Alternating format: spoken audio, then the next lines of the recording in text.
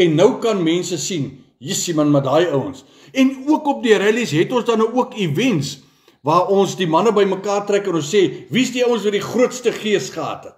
Hulle kry 'n prys. Of gebeur dit nie daar by julle rallies? Ja man, ja, kyk hierso, in die geestesrealm, by die spiritualiteit, werk dit presies dieselfde.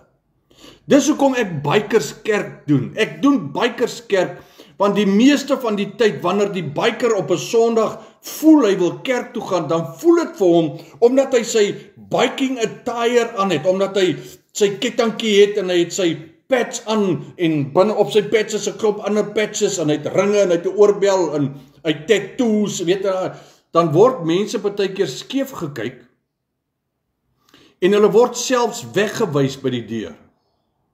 Hoor hierso, julle tipe word nie toegelaat nie. Nou hou ek Bikerskerk dat daai tipe by my kan toegelaat word, laat hulle ook kan kom.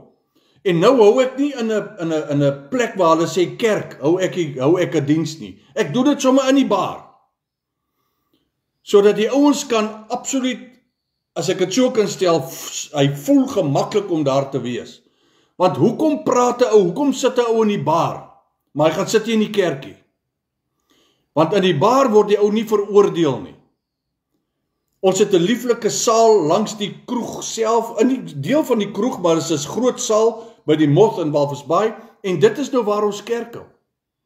Dis waar ons dienste hou, en almal is welkom. Die kerktannies, die breitannies, die visvang ooms, die 4x4 ooms, die koeksuster tannies, die bikers, of jy nou Honda ry en of jy Harley Davidson ry, maak nie saakie. Of jy sukkel, soek jy ry, maak ook nie saakie. Jy's welkom om te kom, net soos wat jy is.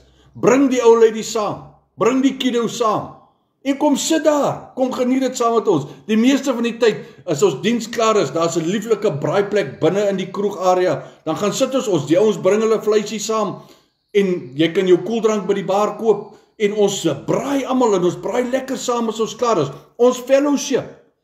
Doen jy dit nie ook as 'n klap nie? Ja, jy doen dit as 'n klap ook. So ons doen dit ook. Maar wat doen ons?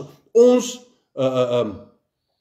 behandel die geestelike kant van being a biker. Ek is 'n biker man, maar ek is 'n predikant ook, maar ek is 'n biker. Groot geword as 'n biker.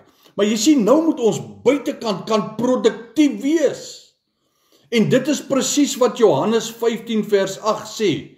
Hy praat so mooi daarvan, ek gaan hom heel eers vir jou in die Engels lees. Hy sê daar, Johannes 15 vers 8, by this my Father is glorified. By what? Hoekom word my Vader verheerlik?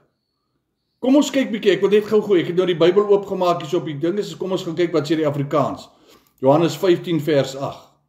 Hierdeur word my Vader, hierin word my Vader verheerlik.